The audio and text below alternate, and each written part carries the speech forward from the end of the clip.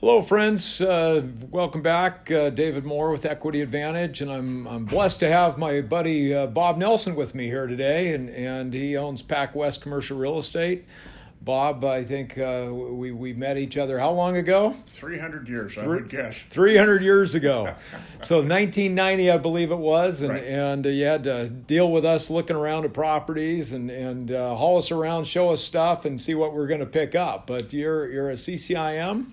And you've been one of my mentors throughout the years. I'm blessed to have you here for the conversation today.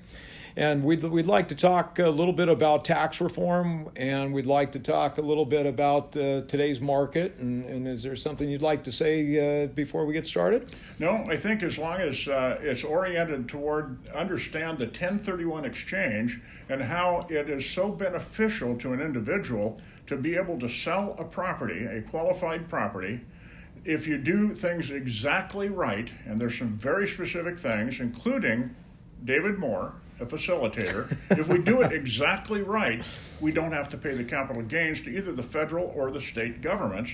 So you get to use all of your equity forward as you acquire the next property. It's a huge opportunity, but we've also seen some tax reform recently out of the Tax Cut and Jobs Act. That are rather interesting, and I think will have an impact on what we do in commercial real estate. So we always used to say it's a points-free, interest-free loan from Uncle Sam for as long as you choose to take it. But, tax reform, we came in, we were really afraid that we might lose the entire code.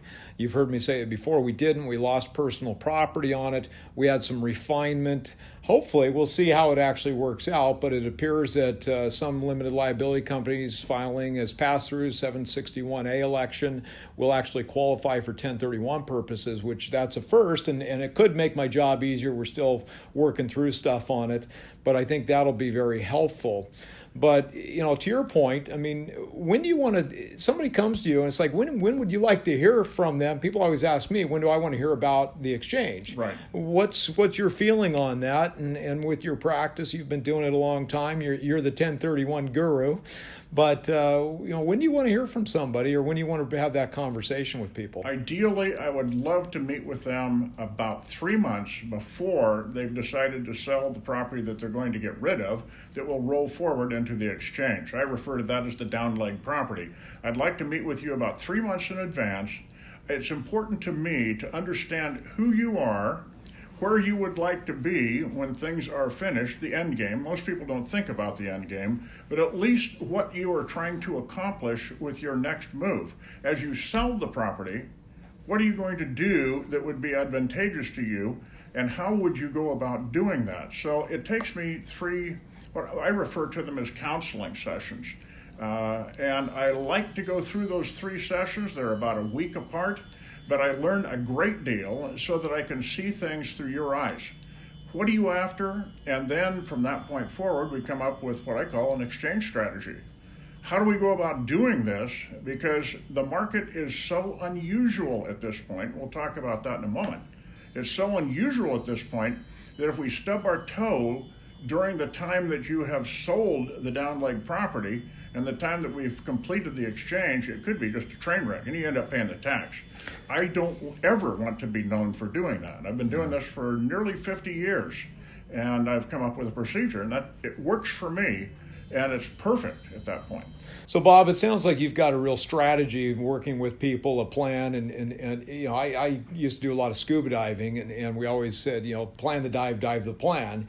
And when we're talking about real estate, it's really sort of the same thing. So exactly the same. I think we can elaborate more on it the next segment. If you stay with us, we'll breaking these up. But bottom line, if you want to be successful, you better have a plan. It's a tight time frame. I try to close the transactions during the 45-day ID period.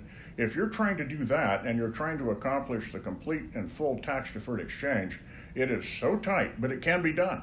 And I'm pretty successful at doing just exactly that. You get past the 45th day, you can't add any other properties if you find out that one is contaminated, another one burned down, and the third one is owned by a person who states, I'm in for a nasty divorce, I won't be selling this property for a while. Guess what? None of those were caused by my client, but my client gets to pay the tax. So we've got to avoid the train wreck if at all possible. So be a Boy Scout, be prepared, and come back, listen to the next segment. Thank you.